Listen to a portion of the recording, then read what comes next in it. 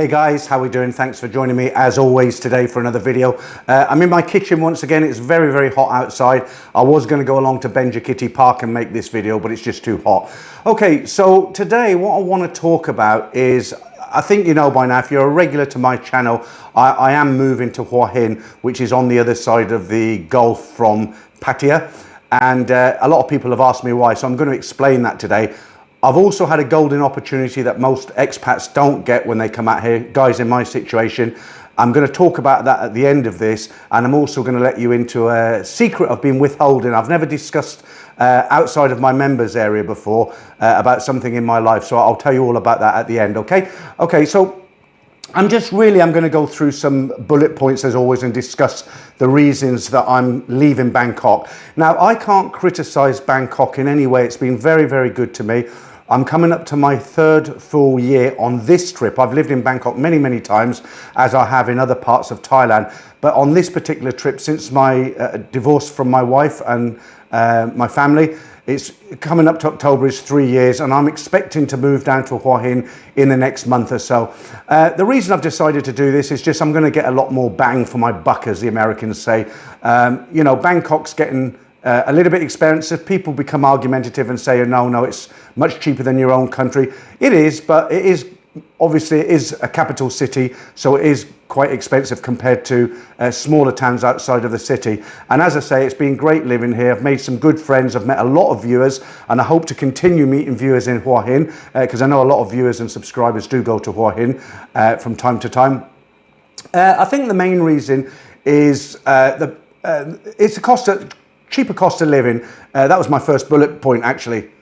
Now, when I say a cheaper cost of living, I eat out quite often, okay? And I eat Thai food, I eat Western food, but it is considerably more expensive here in Bangkok than it is in Hua Hin, and probably on a par with Pattaya. I'll give you a couple of examples.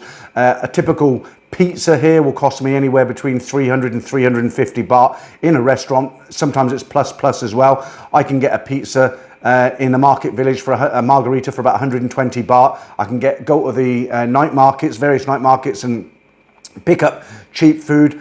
A typical Thai dish in a restaurant here, you're probably paying around Sukhumvit. I'm not talking about out of town. You're probably talking anywhere between kind of 70, 80 up to 90 baht, whereas in Hua Hin you'll pay 45, 50 baht. In fact, something that made me laugh last time I was down there 2 weeks ago, some of the Thai restaurants, they're selling French fries, chips for the English.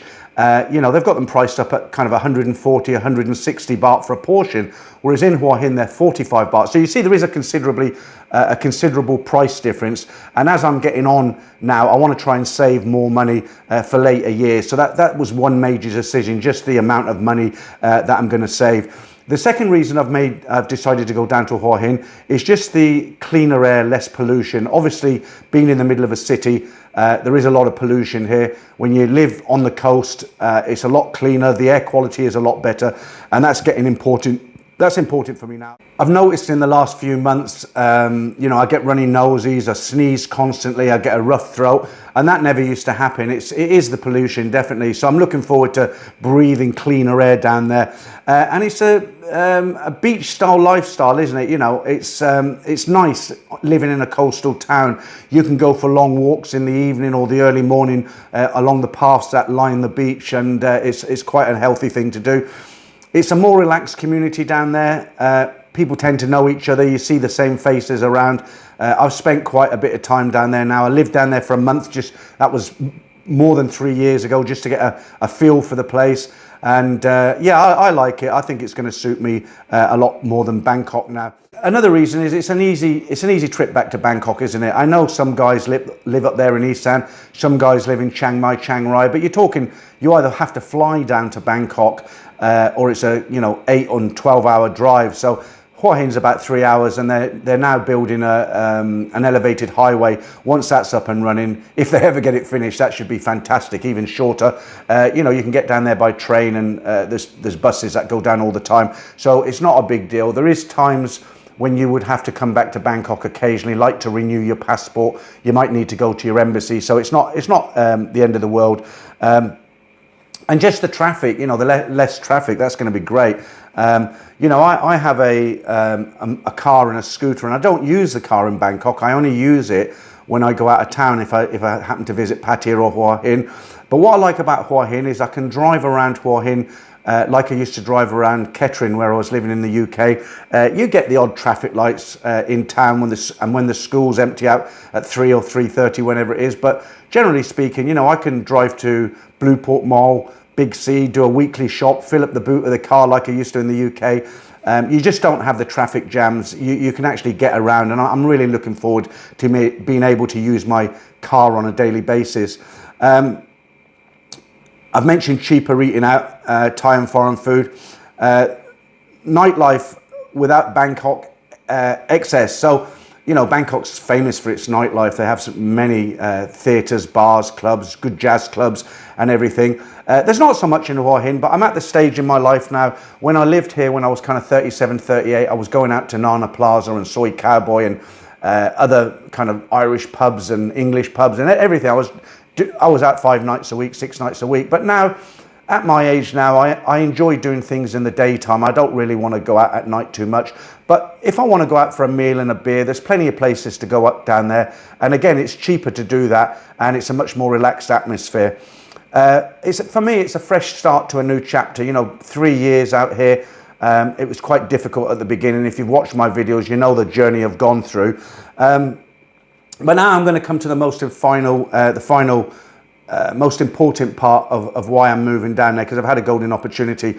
So something I've never mentioned before, because I just wanted to keep it private, you know, because if you have a YouTube channel, it doesn't mean you have to share every detail of your life. And up until now, I've chosen not to share this part of my life. But I have actually got a full-time girlfriend here in Thailand. She lives with me. I met her about 5 months after I arrived here. I put myself up on Tinder, had a few dates, didn't really meet anybody that was suitable to me. And then I met the girl I'm with now, and she's a very nice woman. She's 47. She's worked 15 years in a hospital at Sapankwai, and she's going to retire and come down there with me. She's 47 now, I'm 65. So there's an 18-year gap between us, but we do everything together. We get on very, very well. We go for walks in the park, we go out for meals, and my days of a single man going out and about are long gone. So because I'm with her now, the golden opportunity I've had is because of her position in the hospital. She's able to get a mortgage, and we've actually she has bought it really, bought a brand new 3-bedroom 2-bathroom house on a really nice road down there in Hua Hin, about 12 minutes from the railway station. It's not right in the centre, but it's not too far away. Now, I made a video about a year ago say don't buy property in Thailand. I don't want to contradict myself, but what I meant by that is some guys will come in and they'll put 5 to 10 million cash into a condominium or an apartment, and the whole point in that video was why tie up all that cash in one go and the things that could go wrong. Now, the reason I've decided to go for the house, as it were, with her is because I'm not going to be strapped with any debt. You know, I'm not putting 2-3 million into the property. The property actually costs 2.4 million, which is quite cheap for the size of the property. You know, it's got a carport, 3 bedrooms, as I say, 2 bathrooms. It's in its own enclosed area. I can drive the car in and close the gate behind me. I can have another dog. It's a real home, actually. So the reason I've decided to go ahead with this is what we've done is she's going to buy the house, but obviously she's retiring.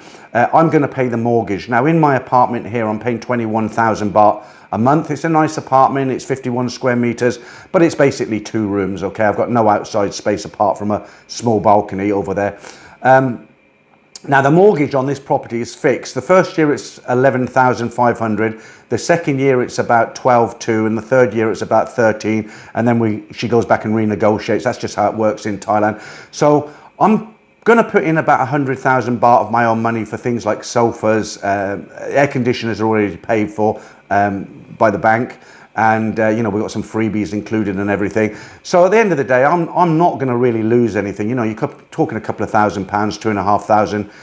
If it all went south and it didn't work out, which is very unlikely because I haven't taken this decision lightly. It's I've been 3 years with her. She's here every night. You know, she lives with me basically, and I don't think it's going to go south, as I say. But if it did, worst case scenario, then what have I lost? I mean, I've saved a bunch on the rent over the years, about 9,000 a month. But if it's positive, then what will happen is I'll pay the mortgage off. Eventually, I'll pass on probably before her, and she has an asset, right? You know, you can joke and say she can move another farang in there, but unlikely. She's from Lockbury, about 20 miles north of Lockbury, and I would imagine she'd go back. She's never been married. She doesn't have any kids. She's got 2 sisters who, they're in a very rural area, as I say, 20 miles north of Lockbury, and she's told me if she was on her own, she'd go back there. So I think it's all plus plus. You know, I'm going to have a nice house. I'll be able to drive my car. One of the things that frustrates me is because my girlfriend does long hours. Sometimes she doesn't get home till 10 o'clock, or she'll tell me she's finishing at 5, and I'm thinking, good, she'll be here for 6. We can go out for a meal, and she doesn't get back until 8 because, you know, there's been some emergency at the hospital, and it happens quite often. So it's going to be nice having her around and being able, we can drive in the car and go places. Now, the other reason why I'm telling you about this, because you might be thinking, well, why is he suddenly after 3 years telling us now? Because what I want to do, I want to document the whole journey. I want to, you know, I've got to find air conditioners. I've got to find, well, I've already found everything actually. I've been to Index Living Mall and picked out sofas and beds and all the rest of it. But I want to go around while we're choosing it and show you guys what I'm purchasing, how much it cost. I'm going to show you the movers that we used, how I got my scooter down there. I'm not going to ride it down there. It'll go in the back of a pickup truck. I'll show you this apartment empty because you've never really seen it. I'll document the house empty, the house with furniture, and I'll take it from there. I'm not going to put her in the video because there are nutters out there. I mean, I've had people threaten to punch me in the face. I've had people write anonymous letters to my family when I was still with my family. They got my name and address off, you know, the business directories I had businesses in the UK. So it's not hard to find somebody these days. So I've been threatened. I've been sent lots and lots of emails criticizing me. Now, 99% of people are very nice. They leave nice comments on my channel, or they'll write me nice emails, and you know, I get super chats and stuff on the live streams. But there are a few nasty pieces of work out there, and because of that reason, I wouldn't. She's a nice girl, you know, and I wouldn't expose her to, you know, her bumping into one of these nutters one day. I had a guy, I told this story on my live stream. I had a guy one time in 7-Eleven, didn't know me from Adam. I was paying for something at the counter, dropped a coin. He was from England, totally drunk. He said something to me, I didn't hear it. I turned around and said, I didn't catch what you said. And he said, oh, we can take it outside if you want. And he threatened to beat me up, you know, and I'm like, you know, I had to just bluff it. I said, well, you do what you want, mate. And I walked out, and, you know, luckily he didn't come out because it would have been a horrible situation. So I'm not paranoid, but there are those sort of people about. I'm looking forward to documenting it all. I hope you're going to enjoy it. If you've got any questions, as usual, leave them in the comments below. I get back, I answer all my comments. And if you like this video and you like what I do, please give me a thumbs up. It doesn't cost you anything, but it does help the channel with the YouTube algorithm. Okay, thanks for watching today, and yeah, I'll see you real soon for another video.